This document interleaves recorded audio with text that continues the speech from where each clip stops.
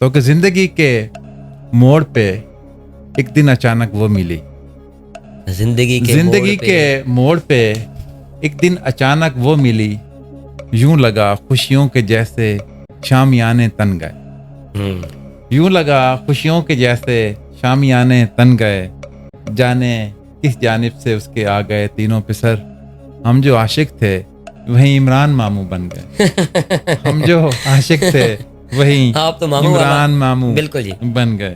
دل میں جذبات کا طوفان لیے پھرتے ہیں ہم، مگر ضبط کا سامان لیے پھرتے ہیں.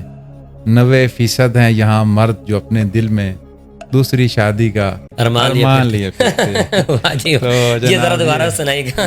اگر یہ آپ کو آپ کے ساتھ دوبارہ کھیلتا ہوا نظر آئے، جو بچہ مجھے بتائے گا نا میں اس کو 1 روپیہ انعام دوں گا، تو میں باہر نہیں نکلتا تھا. وہ فرمایا کرتے تھے کہ خرچ ہم کریں، کما کے ہم لے آئیں، ان کے لیے روزی روٹی کا بندوبست ہم کریں، تربیت محلے والوں کی ہو. یہ کیسے ہو سکتا ہے؟ وہ کہتے کہ تربیت بھی ہم ہی ان کی کریں گے. تو اپنے بچے کے ارد گرد کے ماحول پر آپ نظر رکھنی ہے. ہمارے ہاں کیا ہوتا ہے کہ والدین نے بچے کی فیس جمع کروا دی، وہ سمجھتا ہے کہ میں نے حق ادا کر دیا. سکول کے گیٹ پہ چھوڑا، اس نے سمجھا میں نے حق ادا کر دیا. سکول والے اب آگے آپ سکول کی طرف چلے جائیں. سکول والے جب اس کو وصول انہوں نے کر لیا، اب ان کی ذمہ داری ہو گئی. والدین نے اپنی ذمہ داری وہاں تک پہنچا دی. سکول والے بچوں کو ساتھ یہ کہتے رہتے ہیں گھر میں آپ کیا سیکھتے ہیں، گھر والے یہ کہتے رہتے ہیں سکول میں آپ کیا سیکھتے ہیں. بچہ سیکھے گا کہاں سے؟ ہمارے ہاں جو تعلیمی ادارے ہیں، جب سے اس میں کمرشلزم آیا، یہ ایک روحانی پیشہ تھا. یہ کلی جس کو پیغمبری پیشہ کہا گیا، یہ ایک روحانی پیشہ ہے جس میں مال معاش ان چیزوں کا کوئی ذکر نہیں ہے. اب یہ جو علم ایک بڑی دولت ہے، وہ اب یہ علم دولت بن گئی کہ آپ ایک پرائیویٹ ادارہ بنا لیں، یا ایک جو آج کل پرائیویٹ یا سرکاری اسکول بک رہے ہیں وہ بنا لیں، اور اس سے 1 لاکھ 1.5 لاکھ 2 لاکھ ایک ادارے سے دوسرا ادارہ بن رہا ہے. تو جب اس میں وہ روحانیت چلی گئی اور کمرشلزم آ گیا، تو استاد اور وہ جو دوسرا ہمارا بڑا مرکز تھا جہاں سے بچے کی تربیت ہونا تھی، وہ بھی ہماری مفقود ہوتی چلی گئی. تو یہاں سے BA کرنے کے بعد میں اورینٹل کالج کا میں نے رخ کیا.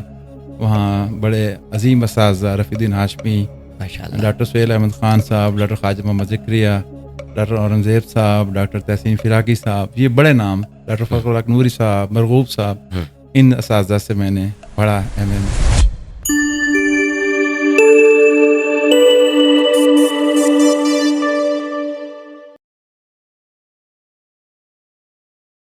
ڈاکٹر طاہر ٹاکس. آج کی اس خوبصورت نشست میں، خوبصورت پوڈ کاسٹ میں ایک خوبصورت شخصیت ہمارے درمیان موجود ہے. انتہائی نفیس الطبع، منکسر المزاج اور نستعلیق شخصیت. مالک قدوس نے آپ کو واقعتاً کلیتاً صریحتاً لقد خلقنا الانسان فی احسن تقویم کی صورت بنایا ہے. میری مراد محتر المقام، عزت مآب، استاذنا المکرم ڈاکٹر عمران ظفر صاحب. ادبی حلقوں میں آپ کا نام، یقین کیجئے گا میرے یہ چند الفاظ جو ہیں یہ اس کے بالکل برعکس ہیں، متضاد ہیں، کہ آپ کی جو شخصیت ہے وہ دنیا جانتی ہے. ہم آج ان کے کاشانہ اقدس پہ موجود ہیں. کمال محبت فرماتے ہوئے انہوں نے ویلکم کیا. بڑی محبت اور خلوص کے ساتھ ہمیں انہوں نے اس دعوت خیر پر لبیک کہتے ہوئے ہمیں اپنی نشستوں پہ براجمان کیا. سر موسٹ ویلکم. آج کی اس پوڈ کاسٹ میں ہم تہ دل سے آپ کا شکریہ ادا کرتے ہیں کہ آپ نے اپنے سمینی ساتھ میں سے آپ نے چند لمحات ہمارے ساتھ گزارنے کا ایک خوبصورت جو ہے وہ ایک سلسلہ کیا ہے. بہت بہت شکریہ سر. بہت شکریہ ڈاکٹر طاہر صاحب. سب سے پہلے تو آپ کو غریب خانے پہ میں خوش آمدید کہتا ہوں. جزاک اللہ. اور آپ نے جس طرح سے میری تعریف کی ہے، میں سمجھتا ہوں میں ابھی اس کا حقدار نہیں ہوں. فیض صاحب بھی کہا کرتے تھے کہ سب سے مشکل مرحلہ وہ ہوتا ہے جب آپ کی لوگ تعریف کر رہے ہوں یا آپ کو اپنے بارے میں بتانا پڑے. تو میرے لیے بھی یہ ایک بڑا مشکل مرحلہ ہے. اللہ تعالیٰ خیر کریں تاکہ انشاءاللہ خیر ہی آپ کے ساتھ اچھا وقت گزر سکے. آج کے اس پوڈ کاسٹ میں بیسیکلی جو ہمارا ایک موضوع جو ہم نے آج سلیکٹ کیا ہے، میں پہلے آپ کو وہ بتا دیتا ہوں. ہمارے جتنے بھی پوڈ کاسٹ ہوتے ہیں اس میں ہمارے یہ سارے کے سارے سوالات سکرپٹڈ ہوتے ہیں. ہم آلریڈی وہ ہمارے جو بھی مہمان خاص ہوتے ہیں ہم ان تک وہ تمام سوالات پہلے بھیج دیتے ہیں اور موضوع سلیکٹ کرنے کے بعد اس ویڈیو کو پھر ہم ریکارڈ کرتے ہیں. ہمارا کوئی ایسا سوال نہیں ہوتا کہ کسی کی انکم کتنی ہے, کون کیا کرتا ہے, اور اس کے پردوں کو جو ہے وہ ہم وہ چھیڑنا شروع کر دیں, جو اللہ تعالیٰ نے بھی واضح طور پر یہ فرمایا ہے کہ اس کی عیب جوئی نہ کریں. آپ ان ساری باتوں کو سمجھ سکتے ہیں, میرے ان چھوٹے سے تھوڑے سے الفاظ کو زیادہ سمجھنے کی آپ کوشش کر سکتے ہیں. آج کا جو ہمارا ٹاپک ہے وہ جن زی کے متعلق ہے, لیکن اس کو ہم بالائے طاق رکھتے ہیں. پہلے ہم گفتگو میں جو پہلا ہم حصہ شامل کرنا چاہیں گے وہ آپ کی شخصیت کے حوالے سے ہوگا کہ ڈاکٹر عمران ظفر, سر آپ کا بیسک کیا تعارف ہے, آپ کون ہیں, کیا کر رہے ہیں, کیا کرنا چاہتے ہیں؟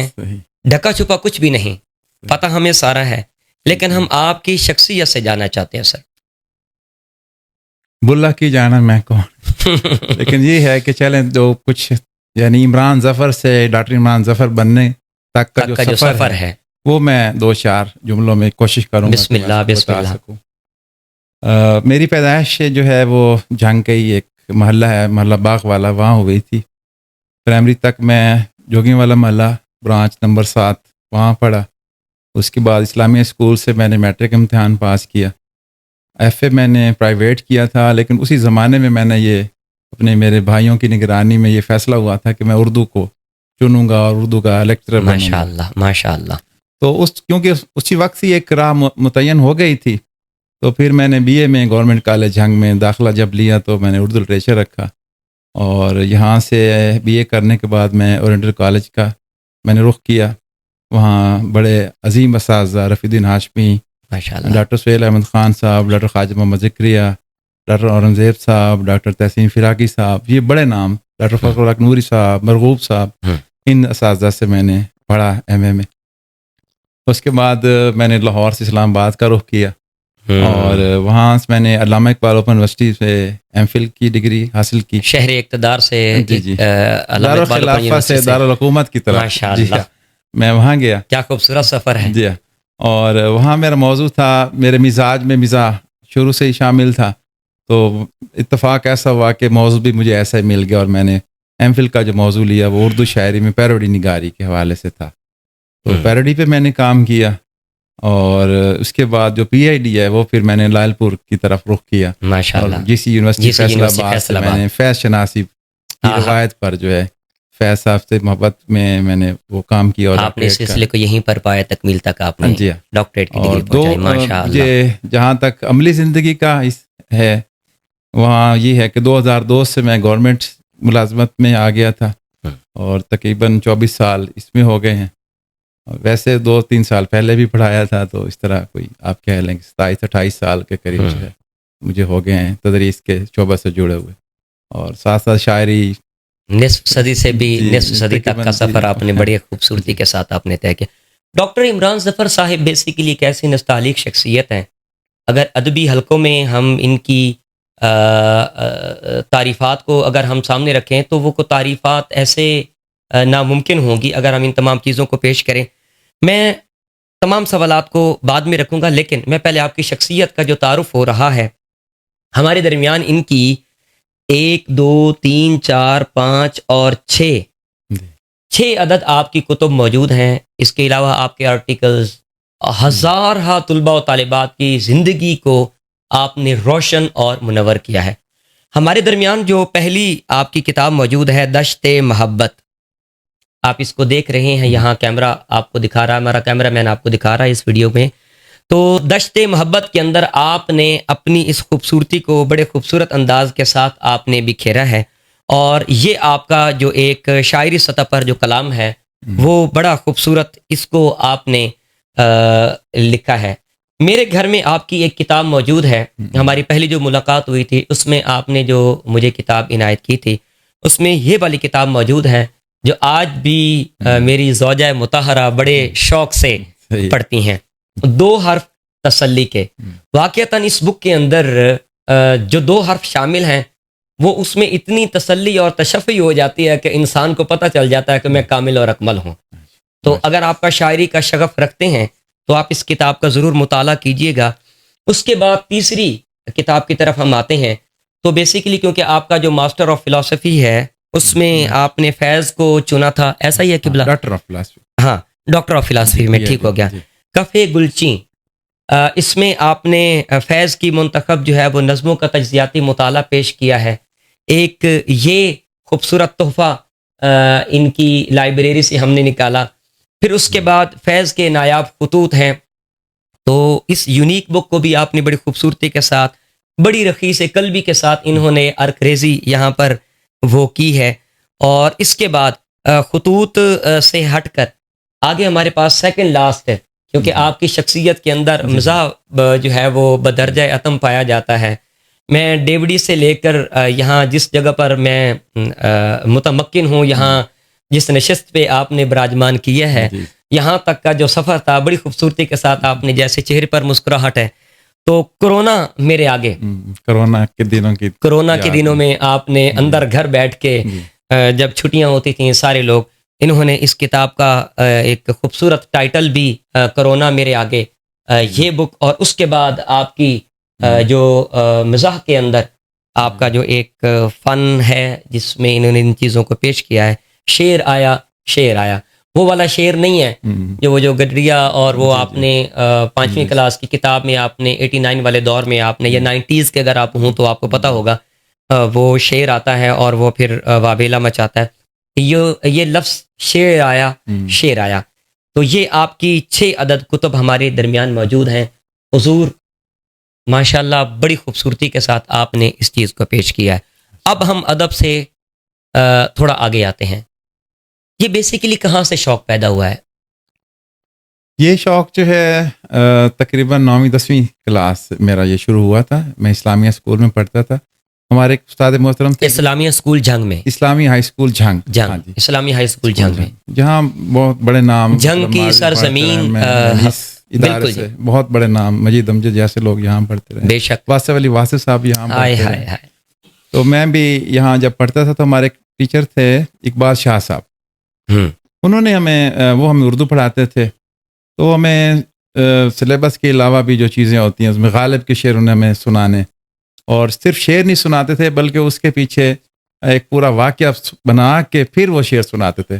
جیسے ہر ایک بات پہ کہتے ہو تم کہ تو کیا ہے، تم ہی کہو کہ یہ انداز گفتگو کیا ہے. اب یہ شعر انہیں ایسے نہیں سنانا، پہلے انہوں نے سنانا ہے کہ ایک دفعہ غالب جا رہے تھے، ذوق جا رہے تھے پالکی میں، غالب بیٹھے ہوئے تھے، انہیں آواز کسی اور پورے ہسٹوریکل پورا بنا، اس سے ایک دلچسپی پیدا ہوئی. پھر دوسرے ایک اور ٹیچر تھے خالد منظور صاحب، تھے تو وہ سائنس کے، لیکن وہ بیت بازی کا مقابلہ کرواتے تھے. تو جو ایک مزاج تھا وہ ادب کی طرف آنا شروع ہوا.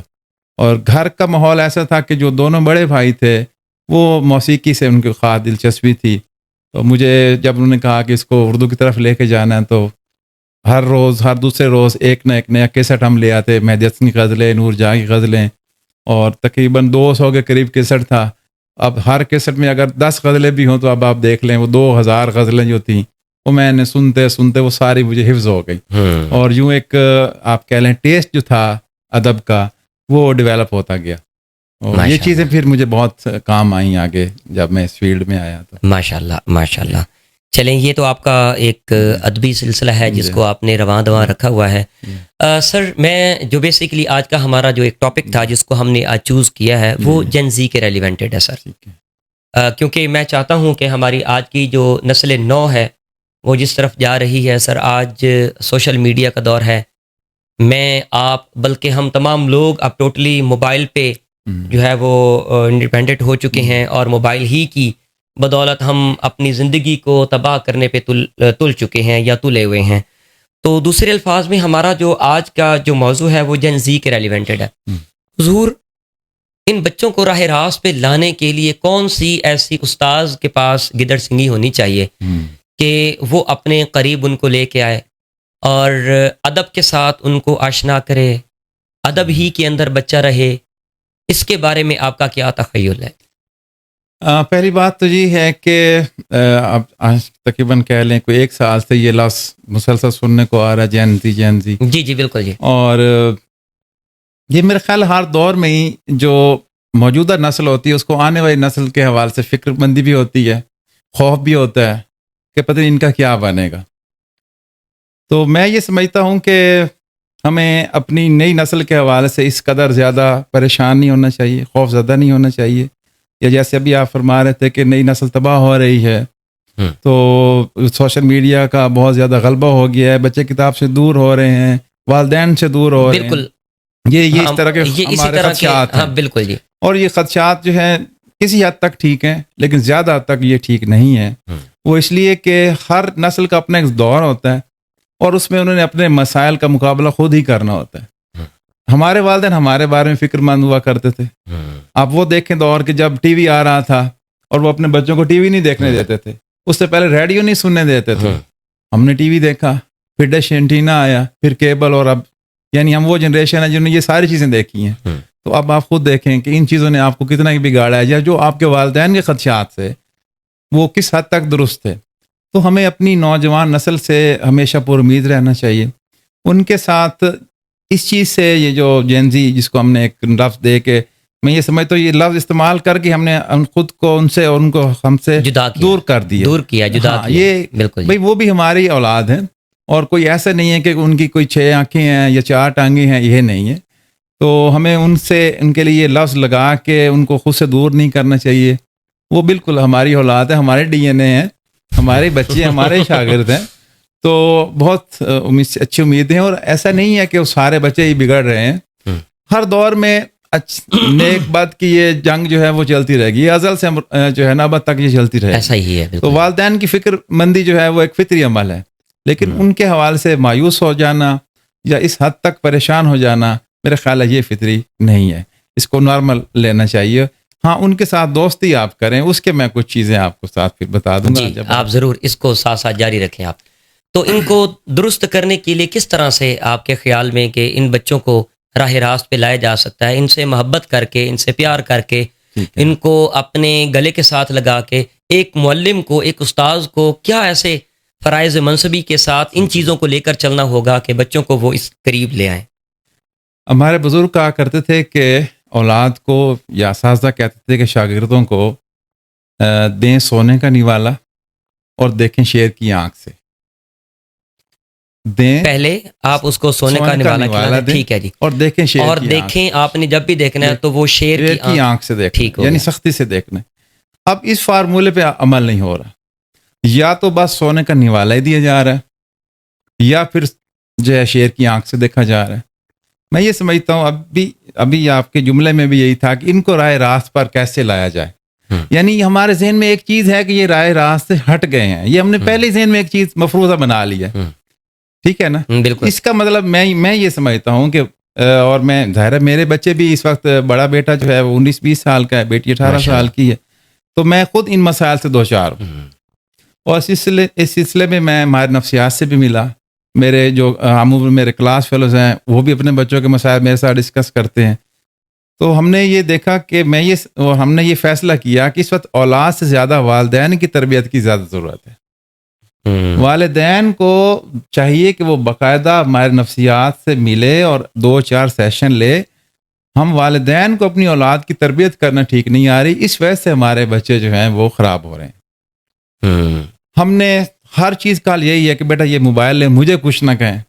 تو جب آپ اپنے بچے پہ ٹائم کی انویسٹمنٹ نہیں کریں گے, آپ کیسے کہہ سکتے ہیں کہ آنے والے دنوں میں وہ آپ کا فرمان بردار ہوگا؟ آپ نے اپنے بچے کو خود ہی پہلا مرحلہ آپ کا تھا, تربیت آپ کی کمی تھی. آپ نے اپنے بچے کو کتاب نہیں دی, آپ نے اپنے بچے کو وقت نہیں دیا, آپ نے اپنے بچوں کو اس طرح سے کہانیاں نہیں سنائیں جس طرح آپ اپنے بزرگوں سے سن کے آ رہے تھے. اب آپ کی مصروفیات ہیں, آپ جو ہے کالج میں پڑھاتے ہیں, بینک میں جاتے ہیں, پھر آپ کی دوستی ہیں. تو آپ نے جب اپنے گھر آ کے بھی آپ نے سوشل میڈیا پہ بیٹھ گئے, جب آپ بچے کو ٹائم نہیں دیں گے تو اس نے تو ٹائم لینا ہے, لہٰذا وہ موبائل کی طرف چلا جائے گا. ہاں, جب ہم اور پھر آپ اس چیز کو جب وہ طوفان بدتمیزی آ جائے گا, پھر آپ کہیں گے کہ یہ بچے مطلب ہمارے ہمیں بھی یہاں دست پدری میں ہمیں آنا ہوگا اور بالکل بچوں کے اوپر دست شفقت پھیرنا ہوگا، بالکل اپنے ساتھ بٹھانا ہوگا، ان کے ساتھ محبت پیار اخلاص کے ساتھ ہم نے ان کے ساتھ چلنا ہوگا، بالکل تبھی جا کے یہ چیزیں ممکن ہو سکتی ہیں۔ قبلہ ڈاکٹر صاحب، 3 چیزیں تو بیسیکلی میں نے بھی جو پڑھا ہے، اور اساتذہ کرام ہمارے ایک استاذ ہوتے تھے میاں محمد یار آسی، کمالیہ سے ان کا تعلق تھا، جی اللہ تعالیٰ ان کو جنت الفردوس میں مقام عرفہ نصیب فرمائے۔ آمین آپ ہمیں فرمایا کرتے تھے، اس ٹائم میں 8ویں کلاس میں تھا، کہ 3 مراحل ہوتے ہیں بچوں کی تربیت کے حوالہ سے۔ جو پہلا مرحلہ ہوتا ہے وہ اس کا گھر ہوتا ہے، اس کے والدین ہوتے ہیں، اس کا گھر بار ہوتا ہے، جہاں سے بچہ وہ سیکھتا ہے۔ میری تصحیح فرمائیے گا جی جہاں یہ چیز ہو۔ جی دوسرا مرحلہ جو ہوتا ہے وہ اس کا انوائرمنٹ ہوتا ہے، ماحول ہوتا ہے، جہاں وہ پرورش پاتا ہے، صحیح باہر اٹھتا بیٹھتا کھاتا پیتا سوتا جاگتا، جہاں جہاں اس کے معاملات زندگی جی چلتے ہیں، تو دوسرا مرحلہ جو ہے وہ ہوتا ہے۔ تیسرا مرحلہ جو ہوتا ہے وہ اس کا ادارہ ہوتا ہے، جہاں سے اس نے تعلیم و تعلم سے وابستگی کو اس نے اپنانا ہوتا ہے اور اس چیز کو اس نے لے کر آنا ہوتا ہے۔ بالکل حضور والا ہمیں ان تینوں پوائنٹس کے اوپر آپ بتائیے۔ گھر سے آپ نے بتا دیا، اب انوائرمنٹ میں بچے کو کیا چاہیے، اس میں آپ سے پوچھنا چاہوں گا۔ پھر انوائرمنٹ کے بعد وہ بچہ جو ہے، اسی اسپیسیفک جو نام ہم نے دیا تھا، ہم نے اسپیسیفک نام دے کر اس چیز کو آج اینڈ پر ہم نے کلیئر کرنا ہے کہ کیا واقعتاً ہم ان بچوں کو اسی کیٹیگری میں رکھ رہے ہیں یا ہم نے صرف نام دیا ہے۔ اور تیسرا درجہ اس کے ادارے کا تھا۔ اب ایک درجہ آپ نے بڑی خوبصورتی کے ساتھ آپ نے کور کر کے ہمیں بتا دیا سر، گھر کا ماحول جی گھر ہو گیا اس کا، والدین جس میں آ گئے۔ دوسرا مرحلہ ہمارا آتا ہے وہ ماحول کا، انوائرمنٹ، جہاں وہ پروان چڑھتا ہے بچہ، باہر کھیلتا کودتا ہے وہ۔ تو یہ دوسرا اور تیسرے مرحلے میں بچے کو کس طرح سے ہم کور کر سکتے ہیں تاکہ وہ خوبصورت زندگی میں وہ آ جائے، اور ہمیں بھی پتہ ہو کہ ہمارا بچہ وہ باہر جا رہا ہے، اور ہم آنکھیں بند کر کے اس کے اوپر کامل و اکمل ہم یقین رکھیں۔ جہاں تک ہے نا کہ گھر کے ماحول سے باہر کے ماحول کی طرف جب بچہ قدم رکھتا ہے، وہ تقریباً 4-5 سال کا جب بچہ ہوتا ہے، بیٹیاں تو نہیں لیکن بیٹے جو ہیں وہ گھر سے باہر کھیلنا شروع کر دیتے ہیں، گلی محلے میں چلے جاتے ہیں۔ آپ جب یہ بات سنا رہے تھے یا کر رہے تھے تو مجھے اپنا ایک واقعہ یاد آ گیا۔ میں 4th-5ویں میں پڑھتا تھا، میرے والد صاحب کی کرانے کی دکان تھی۔ مجھے یہی ہوتا تھا کہ وہ صبح گئے ہیں، وہ مغرب کے قریب ہی آئیں گے، تو کوئی سامان گھر تھا وہ اٹھانے آئے، تو میں گلی میں ہی نا، گلی کے کونے میں بچوں کے ساتھ کنچے، جس کو ہماری مقامی زبان بنٹے کہتے ہیں، وہ میں کھیل رہا تھا۔ وہ آئے، میں نے انہیں دیکھا، میں نے وہیں سارے وہ پھینک دی اور گھر کی طرف چل پڑا۔ ان کا روب بہت تھا۔ وہ گھر آئے، انہوں نے مجھے کہا کان پکڑ لیں۔ کان پکڑ کے مارا نہیں، ان بچوں کو بلا کے انہیں کہا کہ اگر یہ آپ کو آپ کے ساتھ دوبارہ کھیلتا ہوا نظر آئے، جو بچہ مجھے بتائے گا نا، میں اس کو 1 روپیہ انعام دوں گا۔ تو میں باہر نہیں نکلتا تھا۔ وہ فرمایا کرتے تھے کہ خرچ ہم کریں، کما کے ہم لے آئیں، ان کے لیے روزی روٹی کا بندوبست ہم کریں، تربیت محلے والوں کی ہو، یہ کیسے ہو سکتا ہے؟ وہ کہتے کہ تربیت بھی ہم ہی ان کی کریں گے۔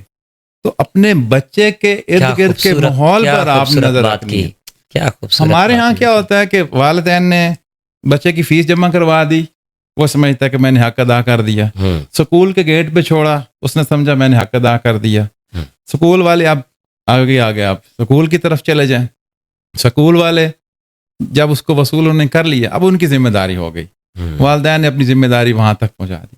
سکول والے بچوں کو ساتھ دن یہ کہتے رہتے ہیں گھر میں آپ کیا سیکھتے ہیں، گھر والے یہ کہتے رہتے ہیں سکول میں آپ کیا سیکھتے ہیں، بچہ سیکھے گا کہاں سے؟ ہمارے ہاں جو تعلیمی ادارے ہیں، جب سے اس میں کمرشلزم آیا، یہ ایک روحانی پیشہ تھا، یہ کلی جس کو پیغمبری پیشہ کہا گیا، یہ ایک روحانی پیشہ ہے، جس میں مال معاش ان چیزوں کا کوئی ذکر نہیں ہے۔ اب یہ جو علم ایک بڑی دولت ہے، وہ اب یہ علم دولت بن گئی کہ آپ ایک پرائیویٹ ادارہ بنا لیں، یا ایک جو آج کل پرائیویٹ یا سرکاری اسکول بک رہے ہیں وہ بنا لیں، اور اسے 1 لاکھ 1.5 لاکھ 2 لاکھ ایک ادارے سے دوسرا ادارہ بن رہا ہے۔ تو جب اس میں وہ روحانیت چلی گئی اور کمرشلزم آ گیا، تو استاد اور وہ جو دوسرا ہمارا بڑا مرکز تھا جہاں سے بچے کی تربیت ہونا تھی، وہ بھی ہماری مفقود ہوتی چلی گئی۔ اب دیکھ لیں آپ بچے کی تربیت کس سطح پہ ہو رہی ہے، کس طرح سے ہم کریں گے۔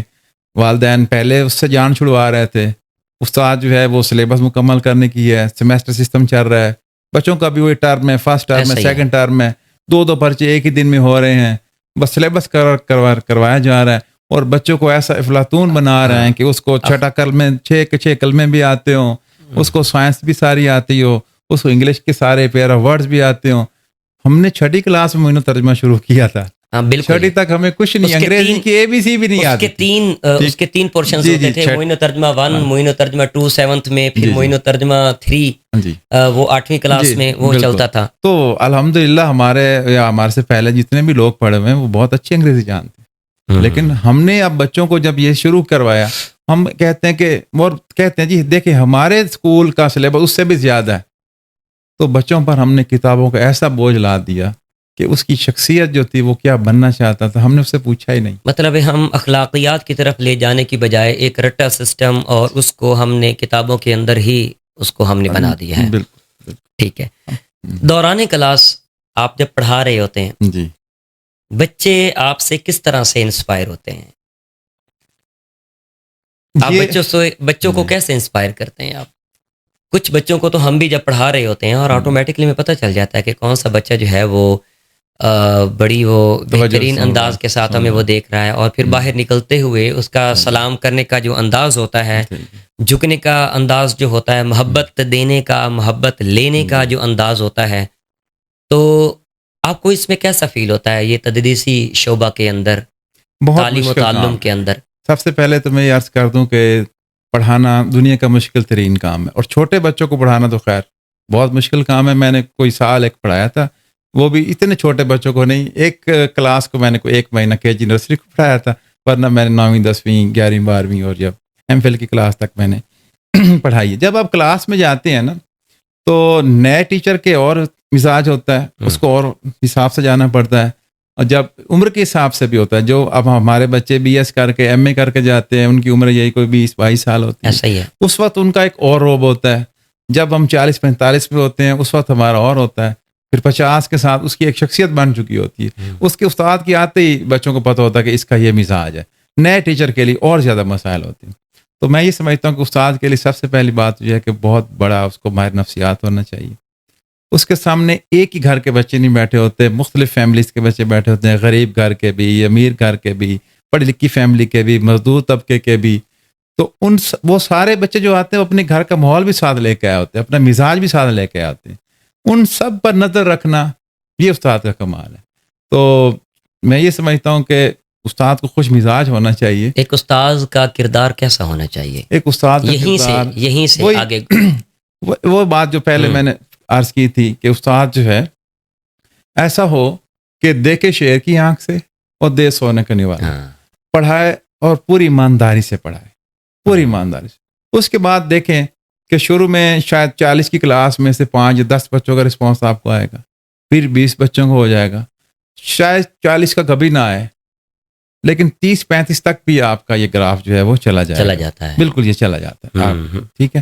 اور بچوں کو اتنی سختی نہ کریں، کیونکہ جب آپ دبائیں گے تو اس کے 2 چیزیں ہوں گی، یا تو وہ مؤدب بن جائے گا یا پھر بد تہذیب ہو جائے گا، یعنی باغی ہو جائے گا۔ اور کئی ایسے بچے ہوتے ہیں کہ جو پھر باغی بھی ہو جاتے ہیں، کیونکہ ہر بچے کی اپنی نفسیات ہے۔ ایسا ہی ہے، تو یا وہ بے زبان ہو جاتا ہے یا پھر با زبان ہو جاتا ہے، 2 میں سے ایک ہو جاتا ہے۔ اصل میں جتنے بچے ہمارے درمیان بیٹھے ہوتے ہیں دوران کلاس اور پڑھ رہے ہوتے ہیں، تو وہ بیسیکلی بچہ نہیں ہوتا، وہ مختلف خاندانوں سے اٹھ کے چشم و چراغ ان کا نمائندہ وہ ہوتا ہے، اور اپنی نمائندگی کر رہا ہوتا ہے وہاں پر اپنی فیملی کی۔ بالکل۔ تو اس کے ساتھ ساتھ استاذ کا کردار یہاں پر ہو گیا۔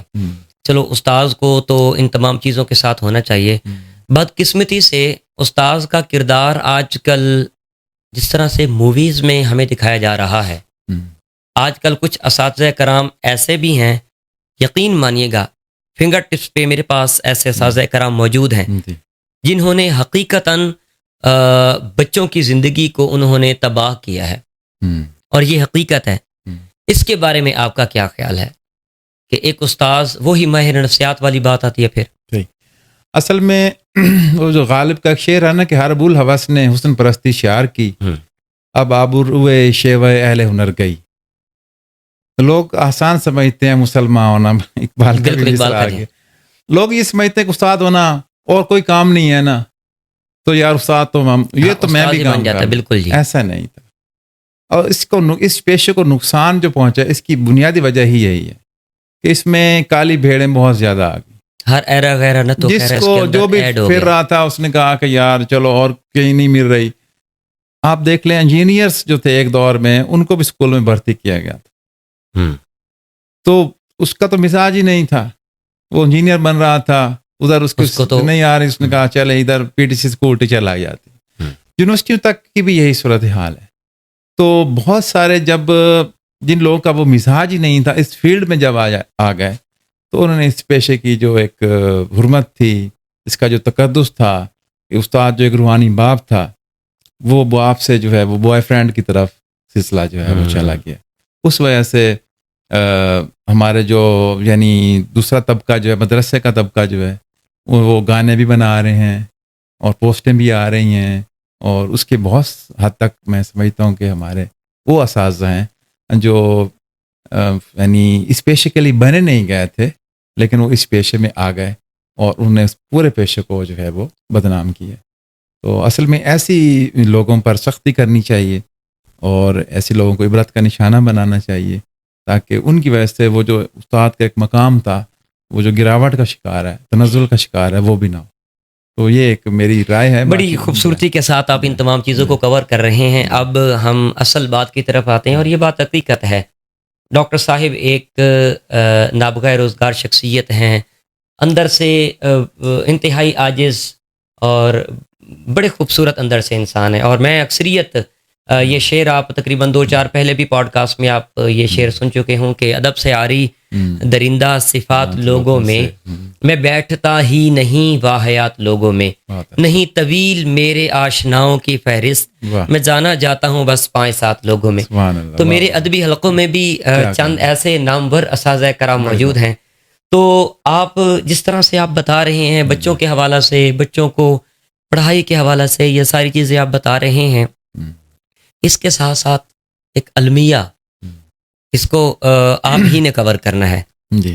ایک بچہ سر پڑھ جاتا ہے، یہاں سے اس نے بہت کچھ پڑھا، لیکن ہمارا معاشرہ، میں اس طرف جانا نہیں چاہتا، آپ کو میری بات سمجھ آ گئی ہوگی. ہمارا وطن اس کو وہ چیز نہیں دے رہا، اس کو وہ سارا کچھ چھوڑ چھاڑ کے پھر باہر جانا پڑتا ہے. اس کے بارے میں آپ کا کیا خیال ہے؟ آج کل بیٹا بھی پہلے بھی میں نے ذکر کیا کہ وہ بی ایس فزکس میں ہے قائد اعظم یونیورسٹی میں. بالکل جی. اور ابھی بھتیجا جو ہے وہ فاسٹ یونیورسٹی میں، اس نے ابھی 8واں سیمسٹر میں ہے وہ. تو ہم یہی گھر میں آج کل یہی بحث ہو رہی ہے کہ اس کو یہیں رہنا چاہیے یا اس کو کسی اور ملک میں بھیجیں.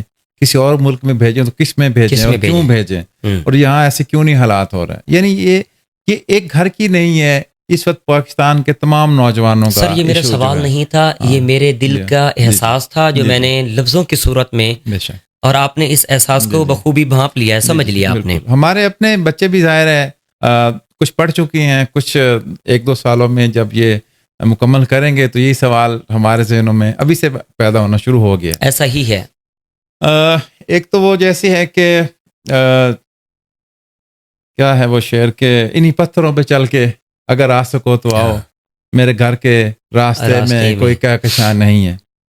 تو سرکار نے تو ہمیں کہہ دیا ہے کہ بھائی انہی پتھروں پہ چل کے اگر جی سکتے تو اسی دیش میں آپ نے رہنا ہے. تو ہمیں اب زندگی گزارنی ہے، انہی مسائل کے ساتھ ہی ہم نے جینا ہے. اور یہ پاکستان میں آج سے نہیں، ہمیں یہ لگتا ہے کہ شاید آج ہو گئے ہیں. ابھی میں نے 2-4 روز پہلے اسماعیل نعیم صاحب انگریزی ڈپارٹمنٹ کے صدر شعبہ ریٹائر ہوئے تھے، ان کا انٹرویو لے، وہ بتا رہے تھے 1965 میں میں نے انگریزی کیا تھا اور اس زمانے میں 65 کی جنگ ہوئی تھی تو بے روزگاری بہت تھی اور سیٹیں نہیں آ رہی تھیں. یعنی یہ اس ملک میں جو غریب ممالک ہوتے ہیں ان کے یہ اس طرح کے ایشوز ہمیشہ چلتے ہی رہتے ہیں 19-20 کے فرق کے ساتھ. لیکن اب اس وقت یہ خاص طور پر کرونا کے بعد اور پھر یہ جو ہے عالمی جنگ کے ہوتے ہوتے کہ یہ جو خدشات رہے ہیں امریکہ اور ایران کے، اور اس طرح سے پوری دنیا اس وقت بحران کا شکار ہے. یہ صرف پاکستان کے نوجوانوں کا بھی مسئلہ نہیں ہے، یہ پوری دنیا کے لوگوں کا مسئلہ ہے. تو پاکستان کا جو ویسے بھی ماشاءاللہ سے جو نظام تعلیم ہے وہ تو کوئی اب بھی وہ انگریز کا دیا ہوا کوئی 150-200 سال پرانا بہت ہے، پرانا، ہم وہی فارمولے اور یاد کر رہے ہیں اور ایبریویشنز اور یہ وہ. تو میں ہم سمجھ نے سکتا ہوں. ترقی یافتہ ملکوں نے، چائنا کی ہم مثال دیتے ہیں، انہوں نے اپنے نوجوانوں کو تیار ہی ایسا کیا ہے کہ کل کو انہیں یہ پریشانی نہ ہو کہ ہم حکومت کی ذمہ داری تھی ہمیں روزگار دینا. تو ہمارے بچے اب بھی، اب بیٹی کو میں نے اس لیے کہا، میں نے کہا بیٹا آپ انجینئرنگ میں جائیں، یہ بی ایس وغیرہ آپ کریں گے تو زیادہ سے زیادہ آپ ٹیچنگ میں جائیں گے. تو ہمیں ایسی تعلیم کی طرف جانا چاہیے جس میں آپ ارننگ ہینڈ خود ہو سکیں. اب ایک بچہ 6 ماہ کمپیوٹر کا سیکھتا ہے یا 6 ماہ موبائل سیکھتا ہے، وہ ایک اچھا اس کا میکینک بن جاتا ہے. 1 سال موٹر سائیکل کا کام سیکھتا ہے، وہ اچھا مستری بن جاتا ہے. لیکن 16 سال ایم اے اسلامیات، ایم اے اردو اور اس طرح ایم اے پنجابی کرنے کے بعد وہ پھر ہمارے پاس آتا ہے کہ سر آپ کے خیال میں یا آپ کی معلومات میں کوئی ادارہ ہو جہاں میں اردو پڑھا سکتا ہوں، تو سر 16 سال میں نے لگا دیں. تو یہ اصل میں ہمارا نظام تعلیم بھی کچھ ایسے، اور ہماری نوجوان نسل جو ہے اس کو یہ بھی دیکھنا ہوگا کہ ہم ایسی کون سے علوم کی طرف رخ کریں کہ تاکہ ہم لوگ جو ہے حکومت پر بھی نہ بوجھ بنے، اپنے والدین پہ بھی بوجھ نہ بنے. تو کچھ لوگ اس کا کیا ایسا طریقہ کار ہونا چاہیے ڈاکٹر صاحب جو تعلیم کے ساتھ ساتھ بچوں کا یہ سلسلہ روزگار بھی چلتا رہے؟ کیا ہونا چاہیے اس کے لیے آپ کے خیال میں؟ شیر رضا جعفری صاحب کا نام آپ نے سنا ہے، جھانگ کے بڑے شاعر، ملنگ شاعر تھے. ان کے پاس ایک بندہ گیا، اس نے کہا جی مجھے تو اور کوئی سبجیکٹ نہیں آتا، میں پنجابی کر لوں. انہوں نے کہا کر لو لیکن فاسٹ آنا ہے. یعنی وہ کہتے کہ جس فیلڈ میں بھی آپ جانا چاہتے ہیں اس میں محنت اتنی کریں کہ آپ پہلے دوسرے نمبر پہ. روزگار کبھی ختم نہیں ہوتا ان لوگوں کے لیے جو محنت کرتے ہیں. ابھی جھنگ کا ایک بچہ ہے نویز صاحب، جو یہاں ایک نجی کالج کے پرنسپل، ان کا بیٹے کا کل ہی میں نے پوسٹ دیکھی ہے، وہ فاسٹ یونیورسٹی میں اس نے کوئی 7 گولڈ میڈل لیے ہیں. جھنگ کی سرزمین کا بچہ ہے. تو یہ دنیا ان لوگوں کے لیے ہمیشہ اپنے دروازے اور اپنے بازو کھول کے رکھتی ہے اور ویلکم کرتی ہے جو محنت کرتی ہیں. نکموں کے لیے دنیا ہمیشہ جو ہے وہ ان کو مایوسی کا سبب بنتی ہے. سیدھی سی بات ہے. آپ جس فیلڈ میں بھی ہمارے بچے جانا چاہتے ہیں انہیں چاہیے کہ وہ اس پہ محنت اتنی کریں کہ آپ پاکستان میں ہوں تو باہر کی دنیا بھی آپ کے پیچھے ہو کہ جی آپ ہمیں کچھ وقت دیں. تو ہماری نئی جنریشن کو محنت کی بھی ضرورت ہے. اب تو ہر چیز وہ بچے جو ہے چھوٹی سی درخواست بھی ایک نہیں تو چیٹ جی پی ٹی کے ذمہ کر دیتے ہیں، assignment chat G P T کے ذمہ. ہاں جی. تو جب ہر چیز پہ تو پھر نوکری بھی آپ کو چیٹ جی پی ٹی سے لینی پڑے گی. وہی دے گا نا. جی جی. جیسے وہ کرونا کے دنوں میں ہم ایک لفظ استعمال کرتے تھے کہ بچے جو ہیں وہ ڈاؤن لوڈ ہو رہے ہیں یا وہ، تو اس طرح کا نہیں. بچوں کو اس کے ساتھ ساتھ پڑھائی میں تو چلو ٹھیک ہے، وہ ان کی پوزیشنز کا سلسلہ اور اس میں آ گیا. تو پڑھائی کے ساتھ بچے کو کیا ایسا کرنا چاہیے کہ اس کے روزگار کا سلسلہ خوبصورتی کے ساتھ چلے؟ 8ویں 9ویں کلاس کا بچہ ہے سر، اور وہ جب اپنا کوئی کام کر رہا ہوتا ہے، بلکہ جب پڑھائی کر رہا ہوتا ہے تو وہ کام کی طرف نہیں آتا. اس کے والد نے جس بھی کام کی کوئی بھی دکان بنا رکھی ہے، کسی بھی حوالہ سے اس کا کوئی کام ہے، بچہ پڑھائی کے علاوہ اس کے ذہن میں کوئی ایسی جو ہے وہ ایک سوچ بھی نہیں آتی کہ میں اپنے والد کا ساتھ دوں. تو اس طرح کا بچوں کو کس طرح سے کیا کردار ادا کرنا چاہیے؟ ہمارے ہاں کیریئر کاؤنسلنگ 0%، 0%، کچھ صفر ہے بالکل. بچوں کی والدین کی تو پہلے میں جیسے کہہ چکا تھا کہ ان کی تربیت کی ضرورت ہے. ہمارے یہاں فرسٹ میں بچہ آتا ہے، کوئی ہیلپ ڈیسک نہیں ہے جہاں بچوں کو کہا جائے کہ بیٹا آپ کس میں، آپ کی دلچسپی کس چیز میں ہے. ترقی یافتہ ممالک میں آپ دیکھتے ہیں کہ ان کی 4تھی کلاس سے ہی ان کو پوچھ لیتے ہیں کہ بیٹا آپ نے کیا کرنا ہے، پھر اس کے حساب سے اس کی ساری گرومنگ ہوتی ہے. ہمارے ہاں ایف ایس سی کے بعد ہی بچوں کو سمجھ نہیں آ رہی ہوتی، پھر وہ رپیٹ کرتا ہے. کبھی وہ کہتا ہے میں نے ڈاکٹر بننا تھا، کبھی وہ کہتا ہے کہ نہیں میرے والدین کی خواہش تھی. اس وجہ سے ہم ایک بچے پر تجربہ کرتے رہتے ہیں اور اس بچے کو جو ہے اس کا سارا مستقبل ہم دو پہ لگا کے اس کو ضائع کر دیتے ہیں. کیریئر کاؤنسلنگ کی بہت ضرورت ہے. بچوں کو بتائیں. ابھی ایک بچہ اس کا نام سفیان ہے ہمارے پاس آیا، اس نے کہا سر میں غریب گھر سے ہوں، میں آگے تعلیم نہیں حاصل کر سکتا، میں چاہوں گا کہ میں ابھی سے ہی کوئی اپنا سلسلہ روزگار بناؤں. ہم نے اسے کہا کہ بیٹا آپ فلاں استاد ہے کچہری میں بیٹھ، اس کے بعد جا کے نا آپ ٹائپنگ سیکھ. اس بچے نے پڑھائی کے ساتھ وہ تیاری کی، وہ ضلع جھانگ میں فرسٹ آیا. نادرہ میں اس نے ملازمت شروع کی، یہاں بھی ظاہر اس کے ٹائپنگ کا کام تھا، محنت کرتا رہا. اب لاہور میں 15 یا 16 اسکیل میں وہ چلا گیا PPSC کر ماشاء کے. اللہ ماشاء اللہ. تو وہ آتا ہے بچوں کو یہی کہتا ہے کہ یار تم یہ سادہ جو ہے نا جو سادہ بریانی والا یہ نہ پڑھو یار, تو کچھ کرو. تو بچوں کو ابھی سے بتائیں کہ بیٹا یہ سمپل FA FSC اور BA BSc اس چکر میں نہ پڑھیں, آپ ہنر سیکھیں. تو والدین بچوں کو سکھائیں, اپنے ساتھ بٹھائیں, ان کو لے جائیں, ان کی کاؤنسلنگ کریں, اور یہ ضد چھوڑ دیں. یہ آج سے کوئی 40-50 سال پہلے والی ضد تھی کہ فلاں کا بچہ یہ کر رہا ہے تو ہم کیوں نہیں کر سکتے. اس پہ بہت بحثیں ہو چکی ہیں. اب تو میں سمجھتا ہوں اس پہ بحث ہی نہیں کرنی چاہیے. والدین کو خود ہی ہاں جی بالکل شعور ہونا چاہیے کہ ہمارا بچہ کیا بننا چاہتا ہے. میں نے اپنے بیٹا میرا میڈیکل کا اسٹوڈنٹ تھا, FSC میں جناب کالج کے ٹاپ 5 میں تھا. اس نے مجھے کہا کہ میں نے بایو ایسے رکھی, میرا مزاج تو میتھ والا تھا, تھیوریٹیکل یہ تو رٹا ہے. میں نے کہا اوکے, وہ پھر BS فزکس میں چلا گیا. دوسرے کو میں نے نہیں کہا کہ آپ میڈیکل کریں, بچیاں تو ڈاکٹر بنتی, جو وہ بننا چاہتے ہیں. ہم ان کی تربیت کے لیے, ان کی تعلیم کے لیے جو صرف کر سکتے ہیں, جو فنڈ دے سکتے ہیں, وہ میں نے کہا میں کروں گا, لیکن محنت بیٹا آپ لوگوں نے کرنی. تو اس طرح والدین اور بچوں کے درمیان جو کوآرڈینیشن ہے یہ بہت زیادہ ضروری ہے. یہ نہیں ہوتی تو بچے دوسروں سے پوچھتے ہیں کہ یار تو کیا کر رہا ہے. اس کی وجہ سے یہ ہوتا ہے کہ بچہ اپنی صلاحیتیں کچھ اور ہوتی ہیں, دوستوں یاروں کے مشوروں کے بعد, وہ 2 سیمسٹر کے بعد, 4 سیمسٹر, حتیٰ کہ 6 سیمسٹر کے بعد بھی بچے جو ہے وہ BS چھوڑ دیتے ہیں, کہتے ہیں جی میرے مزاج کی چیز نہیں تھی. اس چیز پہ ہمارے ہاں بہت زیادہ توجہ کی ضرورت ہے, یہ ہونا چاہیے. ٹھیک ہے. سب سے پہلے تو آپ کا سر بہت شکریہ. آپ نے اس جین زی والا جو موضوع ہمارا جو چلا تھا شروع سے اس ٹائم تک, ہم اپنے موضوع سے ابھی ہٹے نہیں ہیں, ابھی ادب ہمارے سامنے موجود ہے. تو اس میں تو اب کافی ٹائم لگ جانا ہے, تو ہم اپنے اس سلسلہ کی طرف بھی آتے ہیں. تو میں اس سلسلے کا آغاز شروع کروں گا کہ سلیقے سے ہواؤں میں جو خوشبو گھول سکتے ہیں, ابھی کچھ لوگ باقی ہیں جو اردو بول سکتے ہیں.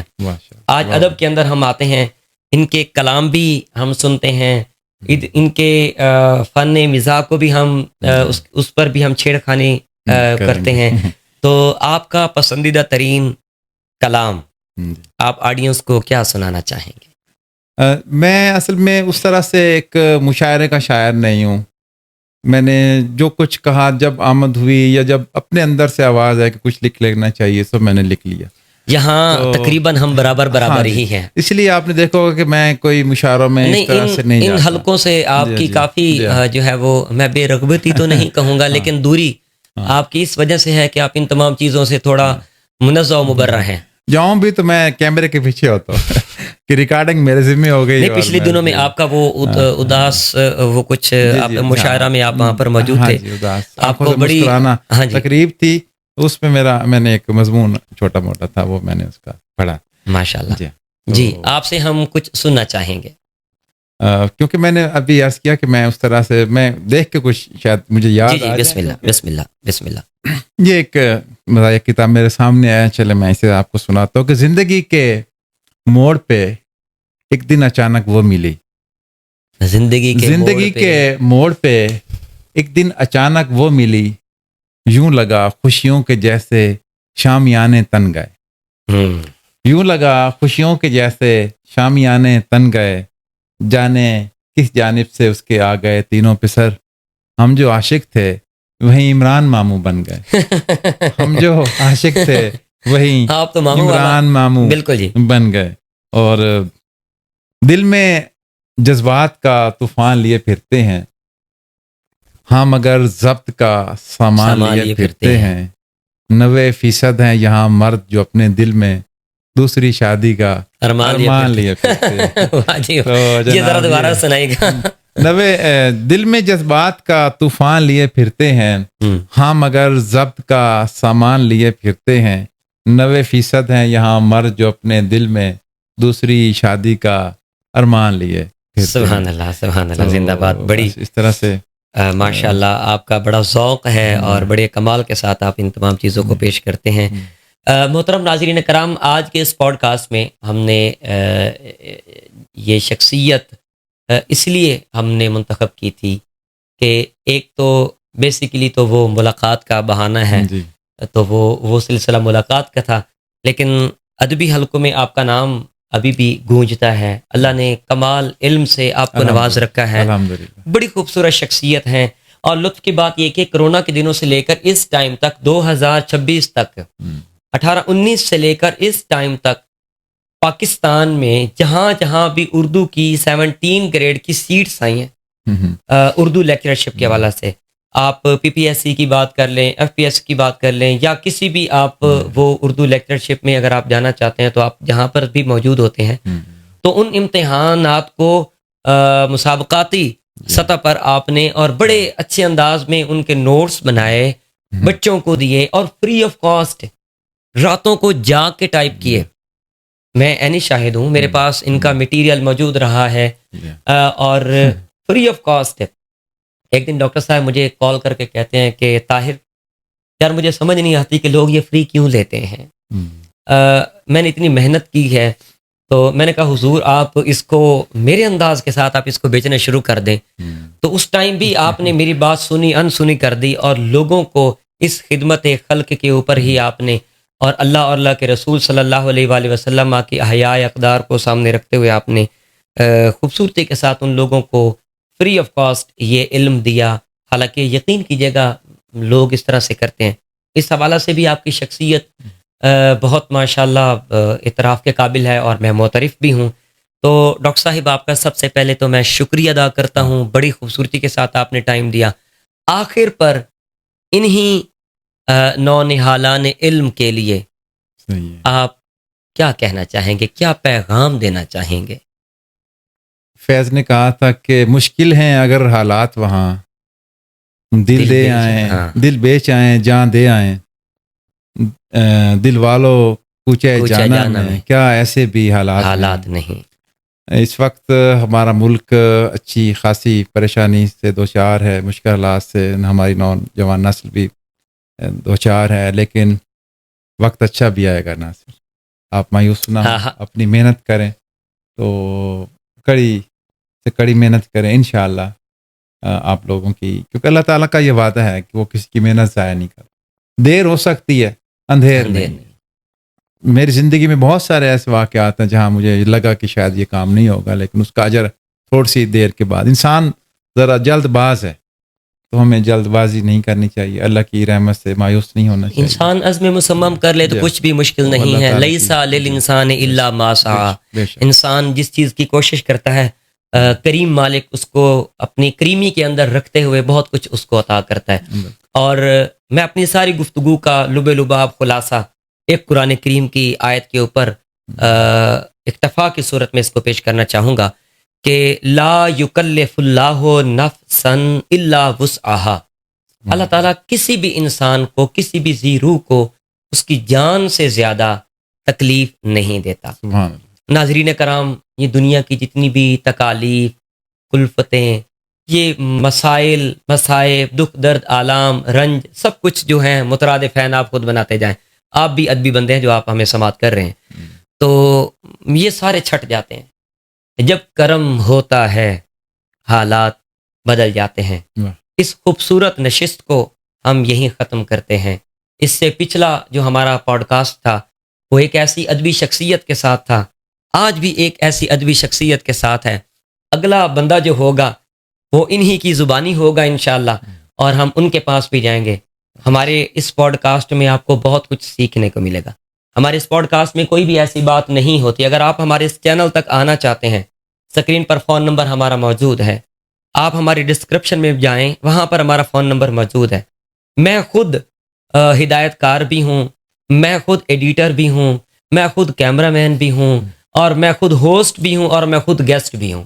سارا کچھ میں خود ہی کر رہا ہوں. اگر آپ ہمارے اس چینل تک آنا چاہتے ہیں، جیسے ہم ان شخصیت کے ساتھ ہم نے ان سے وقت لیا، یقین کیجئے گا آپ کی طبیعت بہتر نہیں تھی، کچھ معاملات تھے، ظاہری بات ہے جس دن چھٹی ہوتی ہے انسان چاہتا ہے کہ وہ فیملی کو وقت دے، لیکن یقین کیجئے گا پہلی کال پر انہوں نے لبیک کہا.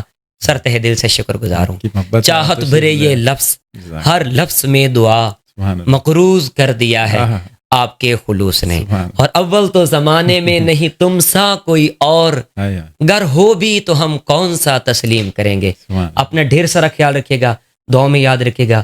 اگلے ایک خوبصورت نشست میں پوڈ کاسٹ میں آپ کے ساتھ دوبارہ ملاقات ہوگی، لیکن ہمارے چینل کو سبسکرائب کر کے ضرور جائیے گا اگر آپ کو ہمارا یہ سلسلہ اچھا لگا ہے تو، نہیں تو آپ کی مرضی ہے۔ اللہ حافظ۔